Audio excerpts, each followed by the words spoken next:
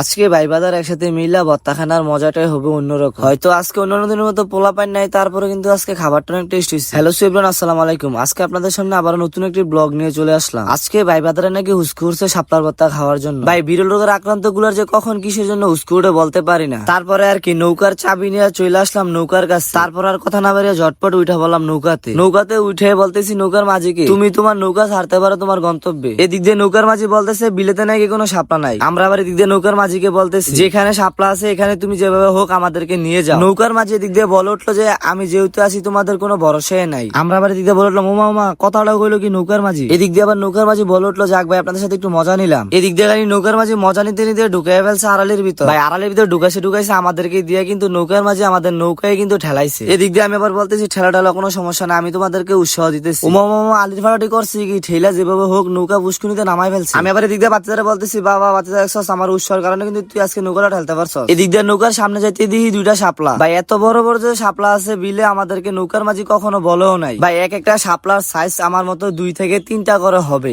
আপনারা অনেকে বলবেন যে আমি মিথ্যা কথা বলতেছি, দেখেন আমার মতো 2 থেকে 3টা করে হবে। এই শাপলা গুলা যে আমাদের বিলে আছে নৌকার মাঝি আমাদেরকে বলেও নাই কখনো। আমাদেরকে বলবে কিভাবে আমরা যদি নিয়ে আসি। যে এদিক দিয়ে বাতি যাবার শাপলা থেকে শাপলার ব্যাট গুলা তুলতেছে। মাশাআল্লাহ দিলে আপনারা তো দেখতে পারতেছেন কত সুন্দর লাগতেছে শাপলার ব্যাট গুলা। এদিক দিয়ে বাতি যাবার বলতেছে শাপলার ব্যাট গুলা কিন্তু একের। একটু সামনে যাইতে দেখি আর অনেকগুলা শাপলা। এদিক দিয়ে আমি দাঁড়িয়ে দাঁড়িয়ে বাচ্চাকে বলতেছি বাতিজা সবগুলা শাপলা আজকে তুইলা যেভাবে হোক বাসায় নিতে হবে। ভাই দেখতে তো পারতেছেন কত বড় বড় শাপলা। ভাই এত বড় বড় শাপলা দেখলে কেড়ে আবার লোভ সামলাতে পারবে। এদিক দিয়ে বাতিজা বলতেছে যে সবগুলা এক এক করে বাস করে নিয়ে নি। আমি আবার এদিক দিয়ে বলতেছি এরকম ওয়েদারে যদি শাপলার ভর্তা হয় আর কি লাগে। যারা যারা আমাদের মতো ভর্তা খাইতে পছন্দ করেন তারা কমেন্টে বলে যাবেন আমাদের ভিডিও গুলা কেমন লাগে আপনাদের কাছে। এদিক দিয়ে বাতিজা দিয়ে শাপলা গুলা ভালোভাবে ধুয়ে নিতে আছে। বাতিজার হাত থেকে আমি শাপলা গুলা নিয়ে বলতেছি যে দেখেন আমাদের বিলে কত বড় বড় শাপলা। আপনারা প্রথমে দেখে অনেকে ভাবতেছিলেন যে শাপলা গুলো অনেক ছোট, এবার দেখছেন তো আমি আপনাদেরকে আমার নিজের হাতে দেখাই দিচ্ছি শাপলা গুলা কত বড় বড়। যাক ভালোভাবে শাপলা গুলা ধুয়ে আমি হাতে নিয়ে নিলাম। শাপলা গুলা হাতে নিয়ে নৌকার মাঝিকে বলতেছি যে আমাদের গন্তব্যে যাও। গন্তব্যে নামে দিই বাতিজার হৃদয় একা একা শাপলা গুলা চলতেছে। বাতিজা একা একা কষ্ট করতেছে দেখে আমার আর সহ্য হইলো না। বাসাতে গিয়ে রাখিবেন আমানুলাকে ডাক দিয়ে নিয়ে আসলাম, সাথে আমিও চলে আসলাম। ওমা এদিক দিয়ে আমরা সাহায্য করাতে দেখি বাতিজা একা একা মনুষ্যকে খাইয়ে যাইতে আছে। যেখানে বাতিজা খাইতেছে এনে আমি আবার কিভাবে চুপ করে থাই লাগাই দিক দিয়ে আমিও আপন সুরে খাইয়া যাইতেছি। একদিক দিয়ে আমার শাপলা খানা শেষ, আরেক দিক দিয়ে আমাদের শাপলা চুলো শেষ।